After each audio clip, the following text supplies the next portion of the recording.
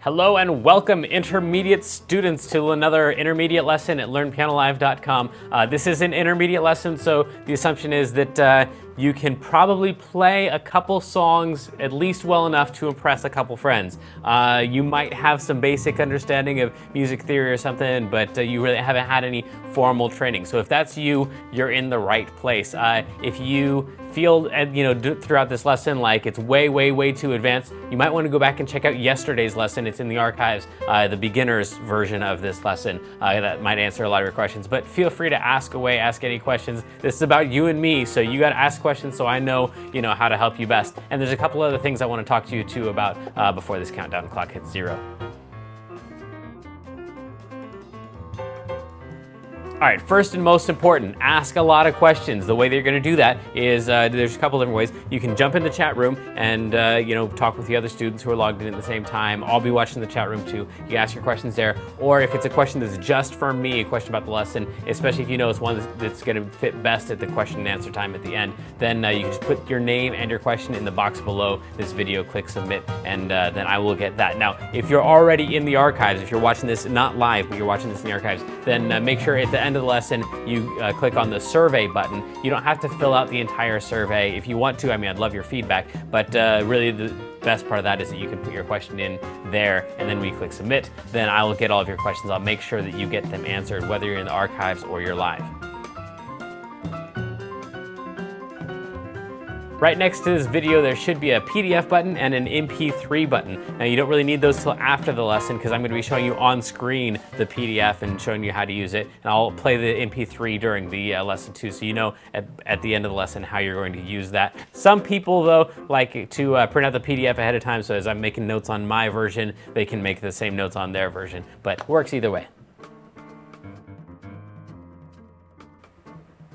All right, this is perhaps the most important part. You need to leave the lesson when you feel like you're sufficiently challenged. So, I'm teaching these lessons, 12 to 15 lessons a month. Normally in traditional lessons, you're getting like a lesson every other week or so. So this is just way too much for you to take in. So, the goal is for you to get some little nugget of something that you can really practice on, really work on. Once you feel like you have that, then you really don't need anything else from me. Go practice. That's where this stuff is really gonna happen. You're not going to get through this lesson and be able to play something really well. You're going to get through this lesson and have the information that you need to practice more effectively. That's really the goal here. So don't feel bad about taking off early. If you feel like halfway through the lesson you got as much as you can take in at that time, then go practice that thing, and then come back whenever you've got that thing down, or you're bored with it, or you just want to check out the next topic.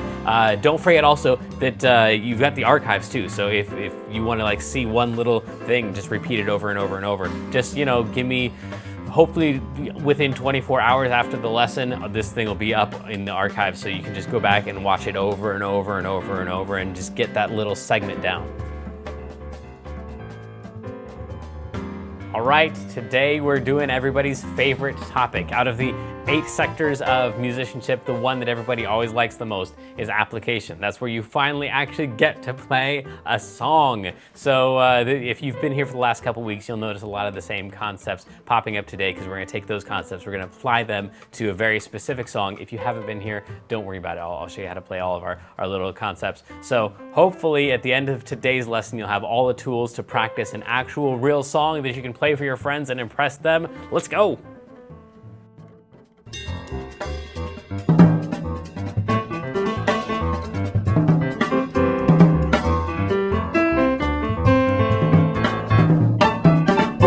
Welcome back, one and all. This is Think About You by Lady Antebellum from their newest album. I don't know what the name of the album is. But anyway, Think About You is a series of chords, 4 chords, with one additional one in the bridge. We talked a lot about this yesterday. So we talked about how to play the B chord, the G flat, the E minor, and the D flat. And then your play-along track is just going to be at 105 beats per minute.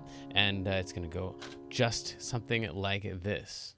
1, 2, and a 1, 2, 3, 4. Here's B, 2, 3, 4, G flat, 2, 3, 4, E flat minor, 2, 3, 4, D flat, 2, 3, 4, B to the G flat, to the E flat minor, to the D flat,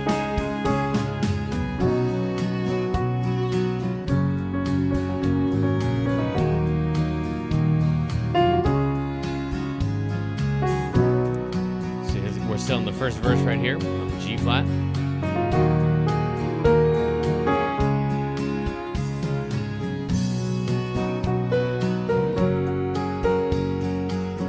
Here's the E flat minor and the D flat. B to the G flat. To E flat minor to D flat. That's the end of the verse. And here's the G flat. To the E flat minor to D flat.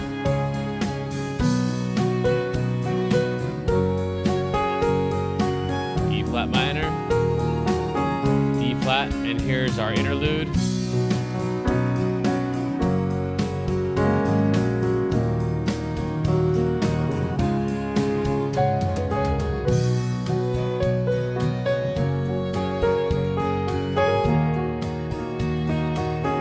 Pretty much going to go like that all the way through. We're on the verse. And we still have to go through another chorus to get to the bridge. I guess we could do that.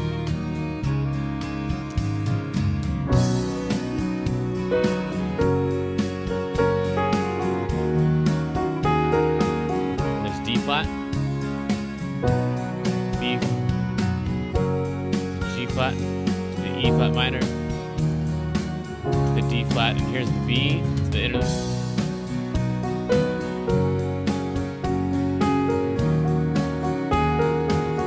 Here's the bridge right here. E flat minor, D flat to the D flat, or to the B to the A flat minor. And then we're back into the chorus. It's actually just the first half of the chorus, which is actually what we're here to talk about today. So let's get into this stuff.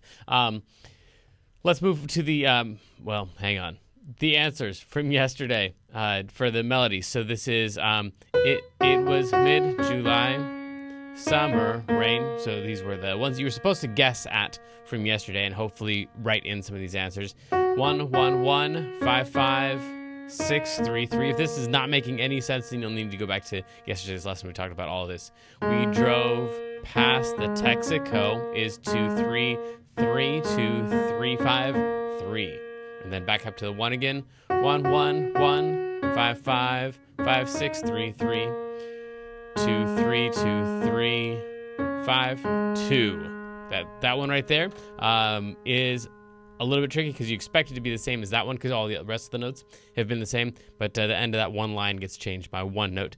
This line over here ends with a 3. This one ends with a 2. If you have no idea what I'm talking about, then that's probably because you were not trying the what we talked about yesterday. So if you got all the way to Texaco, then you could have made it all the way to home since it's the same exact notes except for that 2. And then we have 3, 2, 3, 2, 3, 2, 5. That's It's a Little Fuzzy Cuz.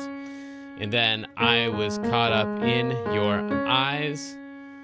The rush. There we go. Your touch. The rush. And then I left these next ones blank for you. I will fill them in by tomorrow, but it's the exact same notes as the top one. So for those of you who try this stuff and then it's your first, second, third, 10th, 20th song that you've tried this on and you just can't get some of the notes, that's totally normal because you've only done 1 or 2 or 3 or 5 or 10 or 20 songs. You haven't yet done 50 or 100 or a couple hundred songs yet. But just give it time. Keep working at it. Try to get 1 or 2 notes, maybe 3 notes, and then eventually you'll be getting a lot more than that. It does kind of snowball on itself, so the more of these you try, the faster you're going to make progress. So then this down here should be almost the exact same as the first verse because it's just another verse at that point. So I did the entire first verse for you. You can steal almost all those notes and put them down note for note, and you'll have almost the whole thing. You'll have a couple little adjustments that you need to make, and those couple adjustments are the ones that you're supposed to try on your own, and then come back tomorrow for all of the answers. And then this next one is the chorus because I want to make sure that you got a chorus there. So, because I don't think about you and me, what we used to be, every memory anymore. That's, I'm going to make sure you can see that, yeah. 5, 5, 5, because I don't think about is 6, 1. And I want to go to actually the key of G flat here so you can see the same numbers that are in my head. 5, 5, 5, 5, 6, 1, 3, 3, 3.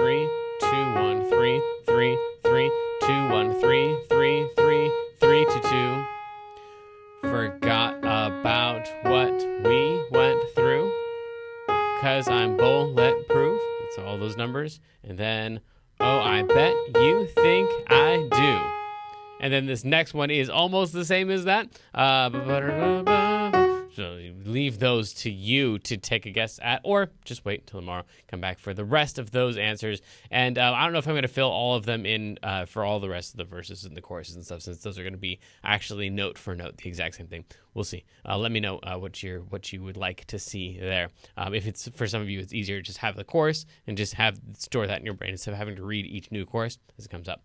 So let me know what you're looking for. So the key signature that we're going for is just a straight up G flat. You're looking at it on the MIDI keyboard right now. It's 1, 2, 3, 4, 5, 6, 7, and 1. It does not go outside of this. So that pattern that I am thinking in my head is that's an important note and that's an important note. Everything else is just this little shape right there. That's the whole thing. As long as you keep that shape in your brain, and you practice smashing down some of those notes, you won't ever hit the wrong notes. It's all the black notes, and then all of the white notes that you'll be playing are the white notes that are around a group of 3 black notes. So in other words, each time you come up to this chasm here and you wonder which one should I play, I'm gonna get rid of that so you can. Here we go. Yeah. Something like this. There we go. So this is the way that you would see it, without the overlay on there. And so you would know you've got that note. That's the most important one. And then you got all the black notes. Cool, no problem. From here to here seems like kind of a gap. And I know I'm supposed to have a white note in there, but I don't remember which one it is. For the key of G flat, it's always the one that is closest to the group of 3. So here's a group of 3 black notes. There's a group of 2 black notes. So if I'm trying to decide between these 2 notes, I want to pick that one because it's closest to the group of 3 black notes. So that's my next note. And then black note, black note. Here's another chasm. I don't know which one of these to pick. We're not going to pick that one because that is closest to the group of 2 black notes. We're going to pick that one because it's close to the group of 3. This has nothing to do with music theory or piano theory or anything. This is just a way to remember which notes you're supposed to play, what the pattern is. For G flat, the white notes, the 2 white notes that you play are the 2 white notes that are closest to the group of 3 black notes. So we would never play these guys right here in the key of G flat. And there's no exception in the song. It's all just straight up in the key of G flat. Sometimes we have sharp something or a flat something or something like that, but not in this one. Our time signature is just a straight 4/4. Couldn't be any more straight 4/4. Just a good old country tune. 4 beats per measure. 1, 2, 3, 4, 1, 2, 3. And even if you jump into the middle of the song like this, you should be able to feel where beat 1 is if you listen for a minute. There was a beat 1. Cymbals kind of gave it away. It feels like something important is going to happen right there. So that was a beat 1. That's a beat 1. That's a beat 1. And if you can kind of feel these pulses, then you could just count them out. 1, 2, 3, 4. 1, 2, 3, 4. 1, 2, 3, 4. 1, 2, 3, 4. And again, this is the play along track. This is not the original from Lady Antebellum, obviously. So if you listen to their song, which I can't play for stupid copyright reasons, then you'll be able to do the exact same thing with theirs. When important things happen, it's usually beat 1. So you'll usually feel that something heavy, something significant there. And then sets of 4, usually this is where we take a look at like extended phrases or times where they've put in extra measures, a little 2-bar phrase here or a 3-bar phrase there. But everything in this entire song is in sets of 4, exactly the way that we would expect it to be. Like if we wanted to put together some parody of a country song, we would make everything in sets of 4. When I say sets of 4, I mean that this right here is 4 measures, and it's followed by another 4 measures. So our intro is just 2 sets of 4 measures. Our verse is 2 sets of 4 measures, followed by a verse, which is 2 sets of 4 measures. And then the chorus is 2 sets of 4 measures. Now, this is extremely common. The farther you get away from sets of 4 measures, the less predictable the song is, the less appealing the song is to a certain extent. Think of it like a really strong spice. So you can use a little bit of it. You could use an extended 2-bar phrase or something. But if everything's funky and you don't have a bunch of 4-bar phrases in there, then it's going to be less predictable, and it's just going to be weird. People aren't going to know what to do with that taste. So this is just like extremely, like, this is McDonald's taste right here. That sounded like an insult. McDonald's makes a great burger. No, that wasn't true. McDonald's makes a predictable burger. You always know what you're going to get there. That's going to be the case with this song. It's just going to feel very McDonald's. We know what we're going to get here. It's nothing super special or flavorful per se, but it's predictable, and that usually makes for really popular songs because people can sing along and they know what to expect, and there's not like all these weird twists and turns in the music. So I'm trying my best to get across the point that predictable is a good thing. That means it's going to be really popular, like McDonald's. No, just shut up about the McDonald's already. Then the verse is 2 sets of 4 bars, and then the chorus is 2 sets of 4 bars, and then the interlude is 4 bars. The bridge is 4 bars, and then the chorus, we actually have a partial chorus here. Yeah, let's talk about that. So this chorus right here, it's the same exact thing as the regular chorus. The words and everything are the same. You'll notice the lyrics are the same as right there, but they just don't play the second half of the chorus there. This one right here would be like a breakdown.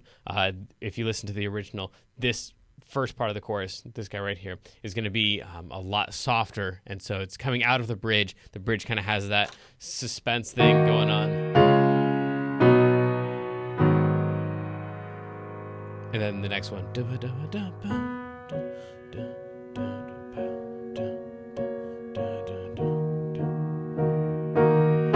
And then they go into the full on the chorus. So anyway, that's what's going on there. We've got a half of a chorus there. It's kind of like an interlude or kind of like a bridge or something like that, but it sounds like it's the chorus, except then they immediately go into the full chorus. Then we just got a bunch of interludes. This is the loop and repeat ending that we've talked about before, especially in songwriting. So that we just play the interlude over and over and over. Then if we go back down to our theory section, everything is in sets of 4. The chord numbers that we're playing are just the 1, the 4, the 5, and the 6, or the order is 4 to 1 to 6 to 5, meaning that if you just play only the roots of the chords, you just pay attention to the roots of the chords. Let me go back to our key of G flat for you.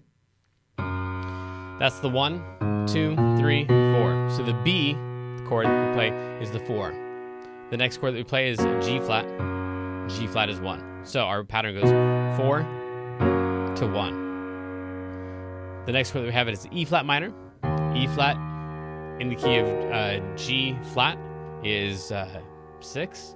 And then we've got a D flat, which is going to be a 5. So the chord number pattern is 4 to 1 to 6 to 5. Super, super, super common. However, the 1, the 4, the 5, the 6 are the most common chords in any key. So if you're playing in the key of G flat, there's a good chance, if you're playing a pop song especially, if you're playing any song, actually, there's a good chance you're playing a lot of G flat, B, D flat, and E flat minor. The only question is what order you're going to put them in. And with only 4 chords, you only have something like 16 options of how to put them, different orders you could put them in. Is that true? Sure. I'm going to go with that. I don't know. Some mathematician or someone who has graduated high school math tell me what the actual possibilities are. But it's a limited number. So if you've got, 3 million songs or something out there, then, if you only got 16 options, a lot of them are going to follow the exact same pattern. So again, it's predictable, but that doesn't mean that it's bad.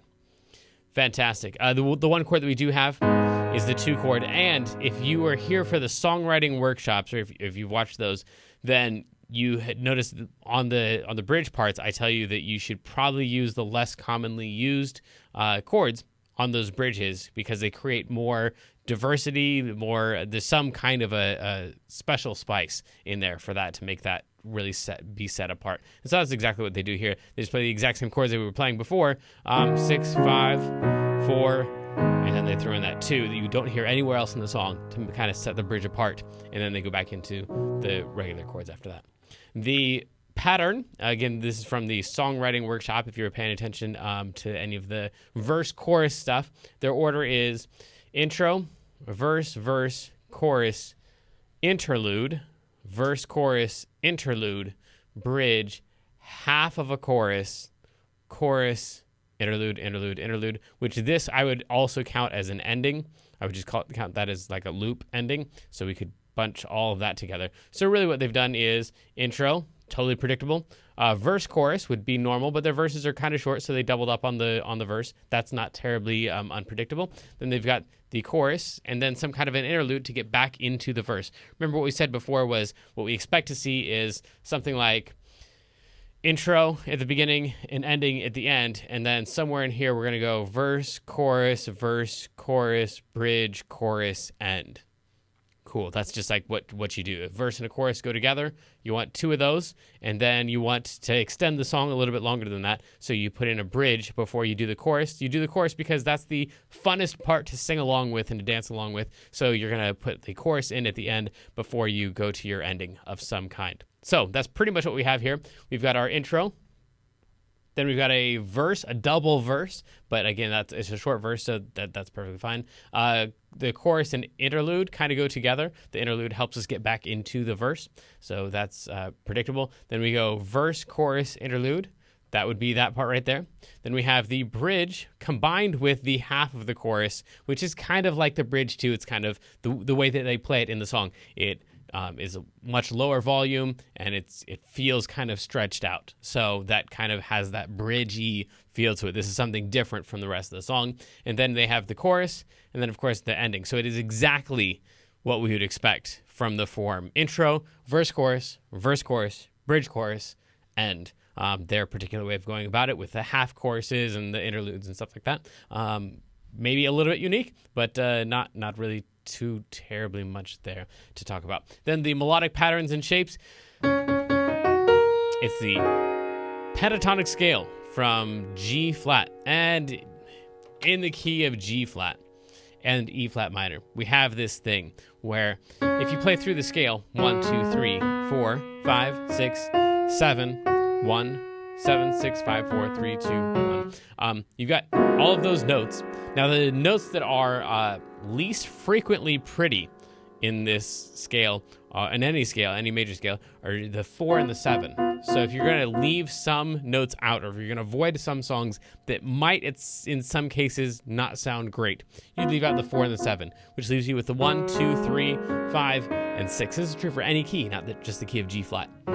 So you'd have the 1, 2, 3, 5, 6. Well, as it turns out, that eliminates the white notes and leaves us with just the black notes. So this right here, this is the G flat pentatonic scale. It's just all of the black notes, and that's kind of what they focus on a lot in this song, is just the G flat pentatonic scale.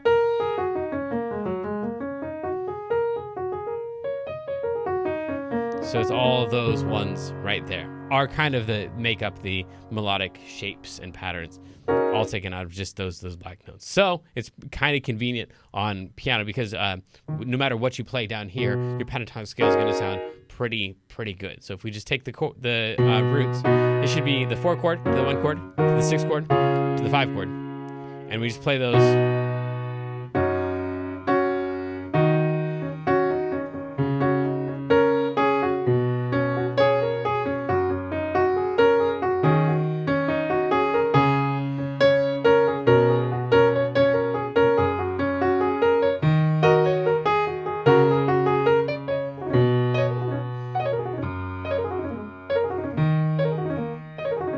They all sound good pretty much the whole time.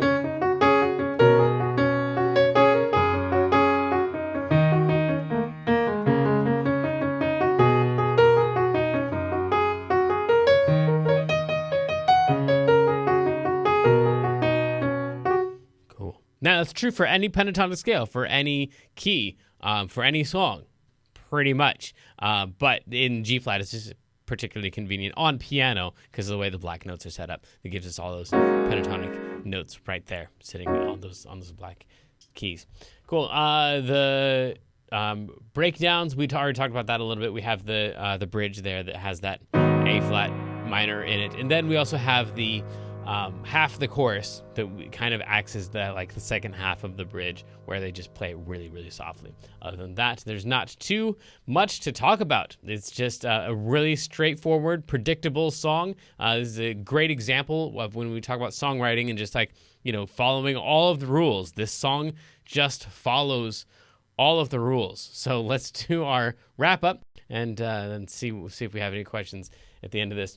We talked about we started off by playing through some of the chords. We played the play-along track that you have. Again, that sounds something like this.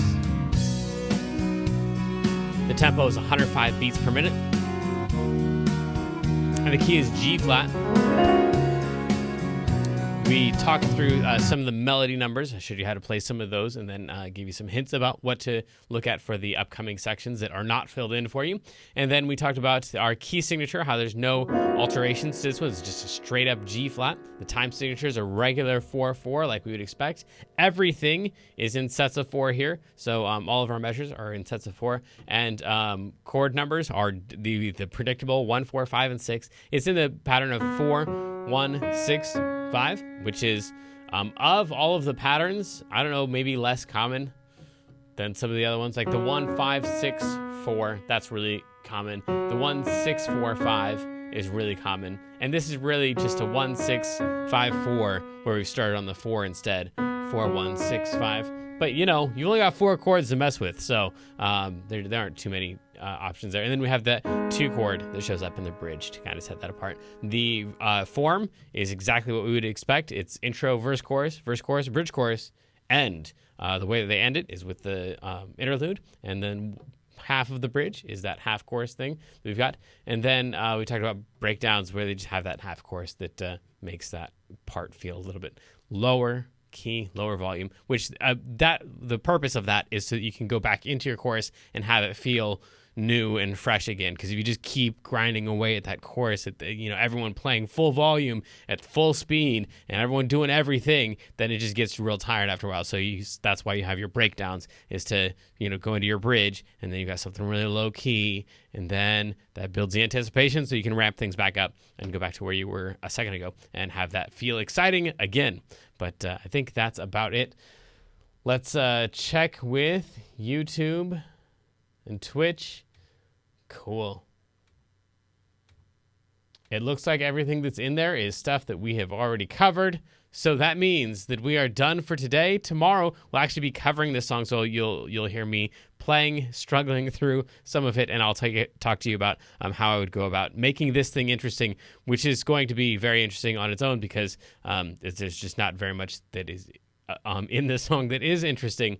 No, that sounded like an insult too. Man, McDonald's and uninteresting. So it's very predictable. So in order to add some more spice in this and make a piano cover of it where we don't have any vocals or lyrics, make it interesting, will be